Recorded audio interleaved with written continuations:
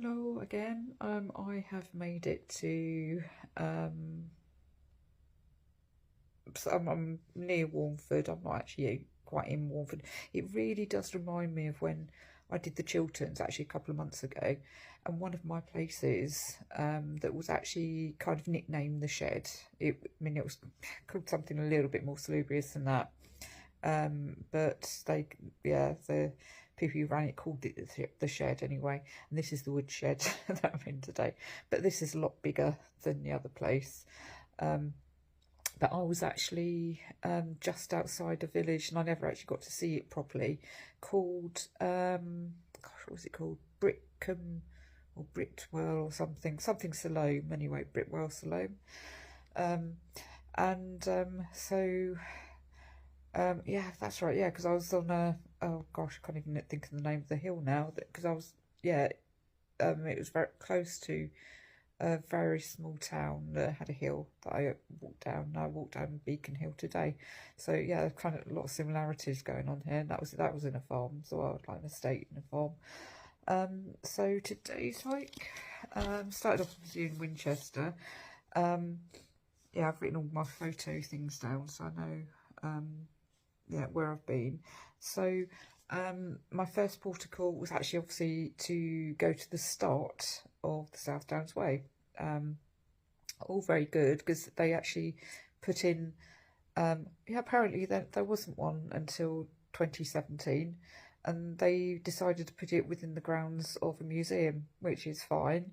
But you can't, just imagine with people wanting their selfies taken with the thing. You can't all the time because it's sometimes closed, as it was today, being Boxing Day, I suppose.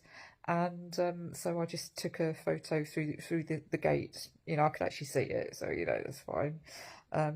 So have I actually started officially from the beginning? I've not actually been in there, so I don't know. So yeah, so after that, yeah, just walked down the river a little bit. Just did I kind of did a bit of a windy route outside of Winchester, but that's what it said to do. So that was the map. So then eventually I went in. Noticed I was kind of climbing up, I guess, to the South Downs in Highcliffe. I guess the clue's in the name, isn't it?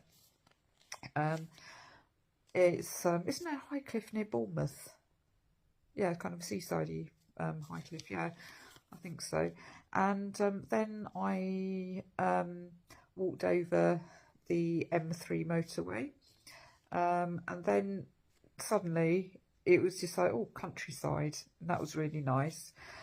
So walked through a village called Chilcombe and Chilcombe Woods, and then oh yeah, the couple of hills. It's kind of a ridge, so you don't even notice they're hills. But the first one was Telegraph Hill, and it was only when I kind of saw a sign to it, and it's like, oh, okay, I'm actually on top of a hill. That was painless. So, and then it was Cheesefoot Head, which is a brilliant name. And then I walked.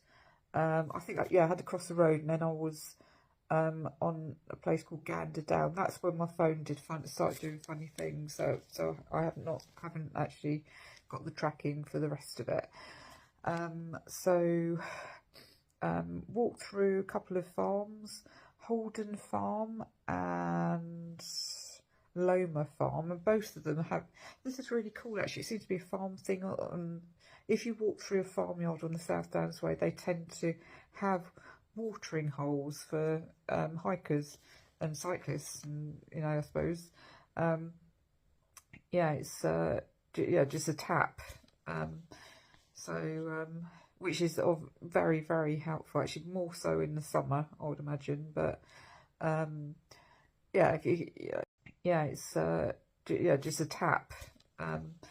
So which is very, very helpful actually, more so in the summer, I would imagine. But yeah, if you're drinking lots of water, so yeah, the summer you need to fill up, and yeah, it's great. A tap is kind of an oasis sometimes when you're hiking.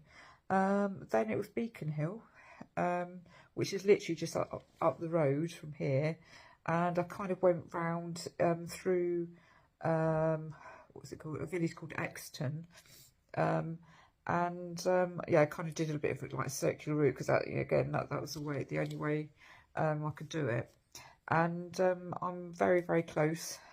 Yeah, I'm literally just off of the South Downs Way here, so that's good. You know, it's not like I have to go walk a couple of miles to get back on the track. So it's literally, yeah, just around the corner. So that's all good. And I mean, this place is lovely. You know, it's I'm very comfortable here. Yeah, I'm so lucky sometimes with these places. Yeah, yeah, good. Anyway, it's like that side, all the windows, lots of windows. The window there, the window in the bedroom, and you can actually see Beaconhill where I walked down earlier today. It's this lovely scenery, like a view from all the windows. So did about 14 miles today, which is what I predicted, even though it says 11 point something on the thing. So ignore that. You know, I actually did more than that.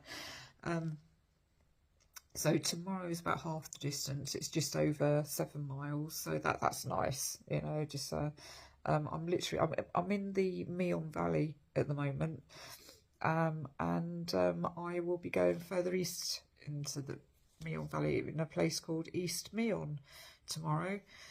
So yeah, it's literally, yeah. I've done what I do. I tend to, when I do these things, I actually have about kind of 4 different tools that I'm using. I haven't got a paper map with me this time. I didn't. Yeah, because I think I had one. What was it? Cumbria Way, and I didn't really use it. It was kind of backup, if you like, in case I got drastically lost, which I don't think I'm going to on the South Downs Way, because the signage is absolutely brilliant, much better than Cumbria Way. Yeah, I do remember when I did Cumbria Way last year. There's nothing, you know, in like there's about because it's I can't remember how many miles it is actually. Cumbria Way now, it's a long time ago now, 70 something miles, and for about 50 miles there's no signage really. You know, it's just yeah, you using your maps. So I obviously, you know, I'm not that bad a map reader, because I could, you know, yeah, I could do it no problem with all the tools that I use. Yeah, because I use I'm kind of looking at All Trails, because they have all the maps on there, and they've got South Downs Way from start to finish, so I can actually sort of see, just make sure every so often that I am definitely doing the right way. And I'm also using, because I did actually put them on another map, Outdoor Active, so I don't know why I'm really looking at All Trails, to be honest, but you know, just in case I did, because I did it all in an evening, all these maps I did in one evening, so you know, just in case I've gone a different way or a different route on the map, so occasionally I will revert back to All Trails. I'm also using Maps.me. That's kind of my A to B backup. So it gives me the shortest distance between the routes. But basically, first thing in the morning, I turn the tracking on, and I also go into booking.com and get directions via Maps.me. And it tells me the shortest route. So if anything happens, you know, that I need to kind of cut it short, or you know, for whatever reason, I always know, or you know, just to make sure I don't kind of go a little bit too far, I always have that kind of in the background. So no wonder I've always got battery pack. Yeah, I always have to have it plugged into my phone. I've got all these things running, and also, so if anything happens, you know, that I need to kind of cut it short, or you know, for whatever reason, I always know, or you know, just to make sure I don't kind of go a little bit too far, I always have that kind of in the background. So no wonder I've always got battery pack. Yeah, I always have to have it plugged into my phone. I've got all these things running, and obviously the fourth tool is the signage, you know, so that's what because it's like, you know, I kind of look just to make sure that I'm kind of going the right way. And if yeah, it's like if there's a signpost that's pointing the other way, I was like, oh, hang on a minute, because things, they have like multiple routes. So yeah, it's basically yeah, alternative routes and whatever, if you don't want to cross the main road, if you don't want to go up steps or over a hill, you know, and stuff like that. So just to make sure I'm going, you know, the way that I want to go. So right, my calendars for today, let's quickly do those. So yeah, it's not very, I've literally just got some lamps on in here, so it's not overly bright. So words to live by: the most visible creators, did I say visible? Yeah, I think so. The most visible creators I know of are these are artists whose, let's start again. The most visible creators I know of are the artists whose medium is life itself, the ones who express the inexpressible without brush, hammer, clay or guitar. Whatever their presence touches has increased life. And that's someone called J Stone. Happy days. I'm filled with joy when the day dawns quietly over the roof of the sky. And that is an Eskimo song. Sadly, I don't know the tune, so I can't sing it. And bossy cats. Christmas is a time for cats. Trees to climb, baubles to dab, soft toys to throttle, cream to lick, turkey to steal, boxes, paper, ribbons, string and cuddles. Isn't that lovely?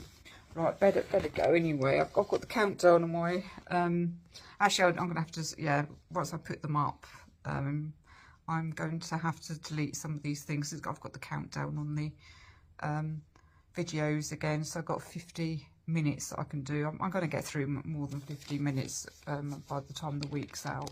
So I've got another 5 hikes to go until I've got another day off. I'm taking New Year's Day off, so I've got yeah, tomorrow, and then I've got another 4. And then after that I've got another 5. So I've got 10 more to go. So I've done 14 miles so far. So what's that? That's going to be about 86 more to go.